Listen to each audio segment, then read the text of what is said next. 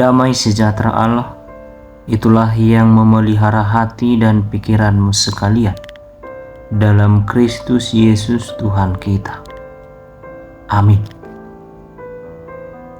Shalom, selamat hari Minggu untuk kita semuanya. Saudara-saudari, firman Tuhan yang menjadi evangelium di minggu kita pada saat ini, yaitu Minggu Kantate. Firman Tuhan terambil dari kitab Yohanes pasal yang ke-13 ayat 31 sampai dengan 35. Demikianlah firman Tuhan. Sesudah Yudas pergi, berkatalah Yesus, "Sekarang Anak Manusia dipermuliakan dan Allah dipermuliakan di dalam Dia. Jikalau Allah dipermuliakan di dalam Dia, Allah akan mempermuliakan Dia juga di dalam dirinya dan akan mempermuliakan Dia dengan segera. Hai anak-anakku, hanya seketika saja lagi aku ada bersama kamu.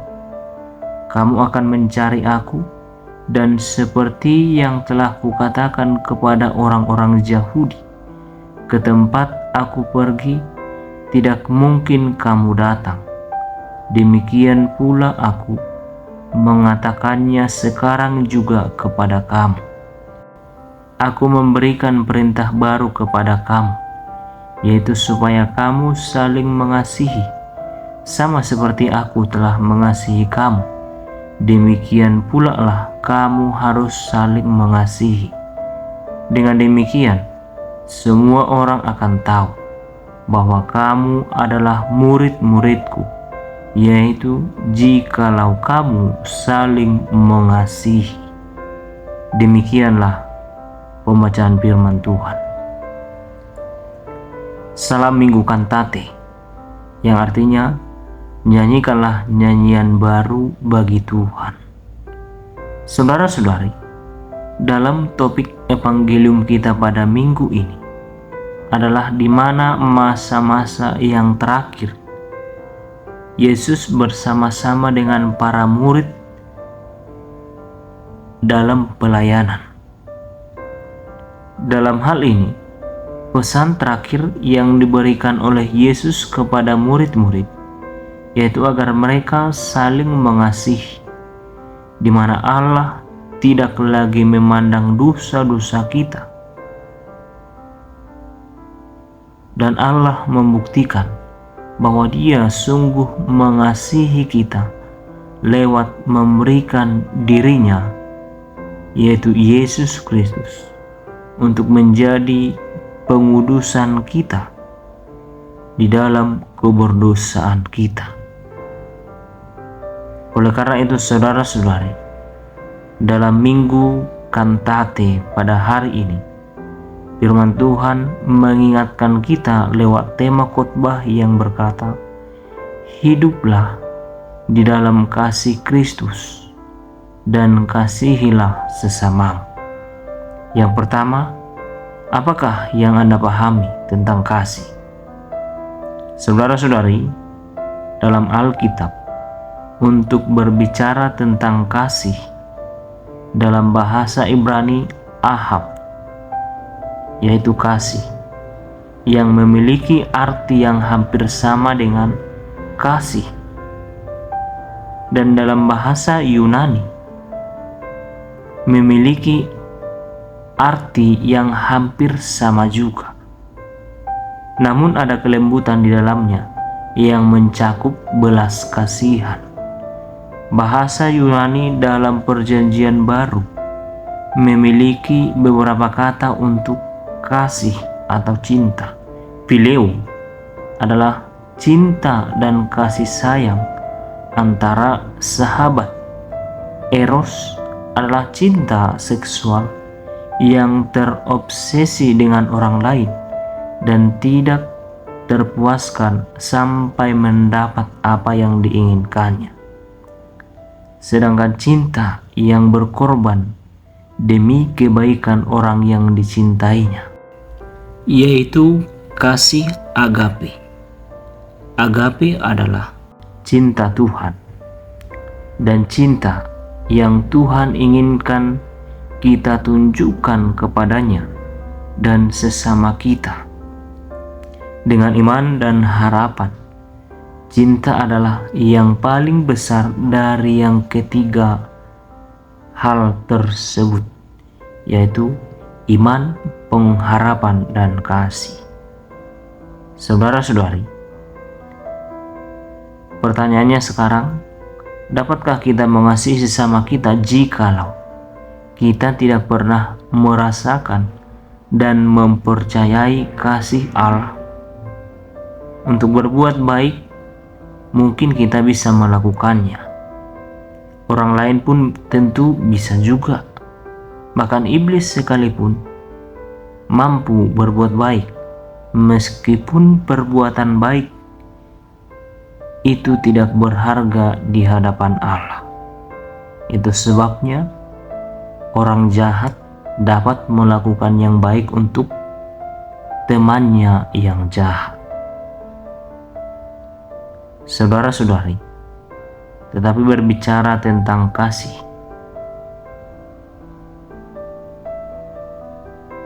perlu kita belajar untuk mendasarkan kasih perbuatan baik kepada Allah. Itu sebabnya kebaikan yang tidak didasarkan pada kasih Allah adalah omong kosong.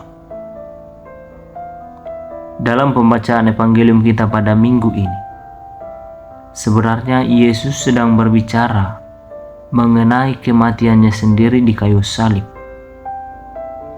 Kematian yang justru akan menampakkan kemuliaan Allah Bapa dan dirinya, dan sikap saling mempermuliakan di antara Allah Bapa dan Yesus Kristus.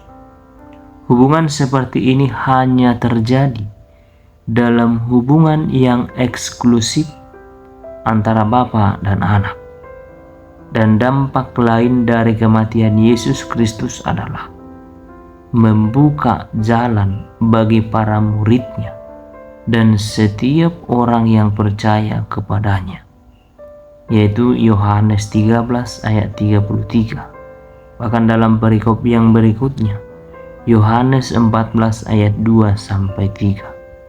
Saudara-saudara, sebelum masa itu terjadi, Yesus memberi perintah untuk saling mengasihi, sebagaimana Yesus katakan dalam ayat 34-35, dan peringatan bagi para murid agar mereka memiliki identitas yang jelas, yaitu hidup saling mengasihi, sebagaimana Yesus katakan dalam ayat yang ke-35. Bagian yang kedua, karena Allah telah mengasihi kita. Saudara-saudari, sungguh kasih kita berakar daripada kasih Allah. Allah adalah kasih. Allah telah menyatakan kasih-Nya. Allah sungguh mengasihi kita sebelum Ia menciptakan dunia. Itu dapat kita lihat dalam Efesus 1 ayat 4-5. Sebab dikatakan bahwa Ia begitu mengasihi kita sehingga Ia telah mengorbankan Anak-Nya yang tunggal untuk kita.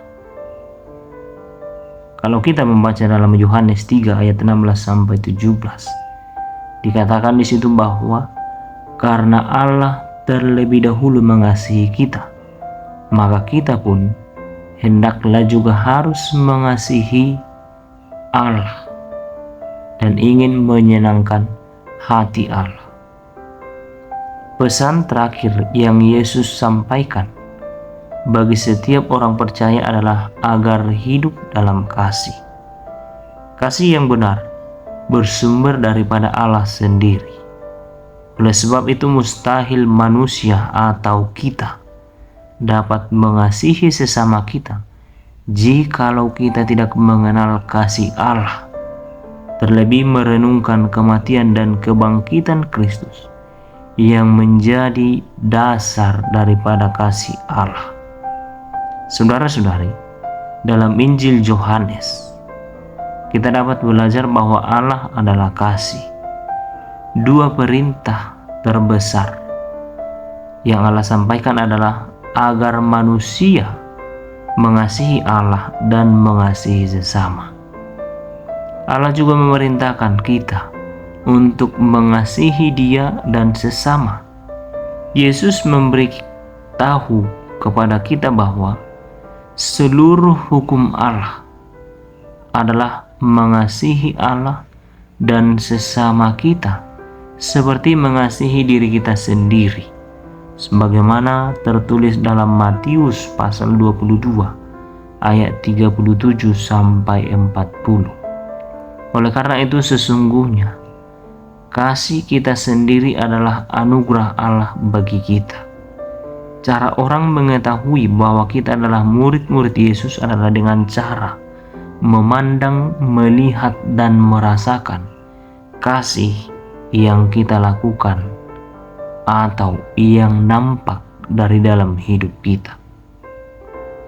Meskipun kasih kita di dunia ini tidak sempurna, tetapi harus kita memahami dan mempercayai bahwa kasih Allah bagi kita adalah sempurna. Kasih itu bertahan selamanya, dan bahkan kasih telah mengalahkan maut. Saudara-saudari, Martin Luther dalam bukunya berkata bahwa mempercayai Yesus Kristus yang mati dan bangkit sungguh telah membuat kita melakukan ke-10 hukum Taurat. Dan Yesus adalah kegenapan hukum Taurat. Dalam perjanjian baru Yesus katakan, kasihilah Tuhan Allahmu dan kasihilah sesamamu seperti dirimu sendiri. Dalam hal ini, Kristus ingin katakan bahwa tugas manusia di dunia ini cukup hanya bergantung pada Kristus saja, yaitu sebagai bukti bahwa kasih kita kepada Allah benar.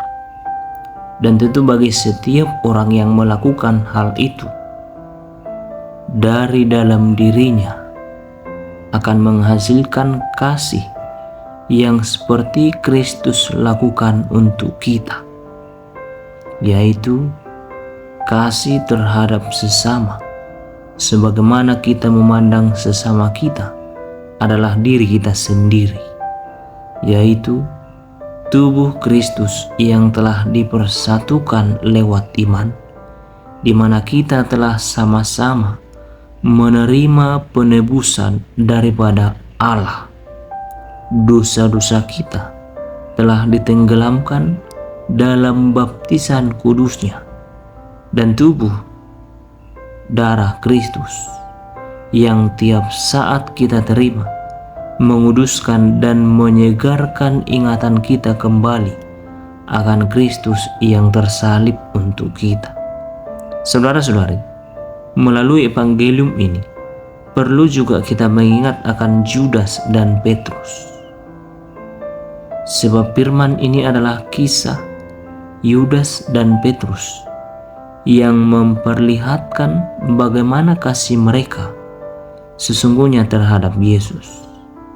Ini menjadi peringatan tentang kasih kesetiaan kita terhadap Tuhan.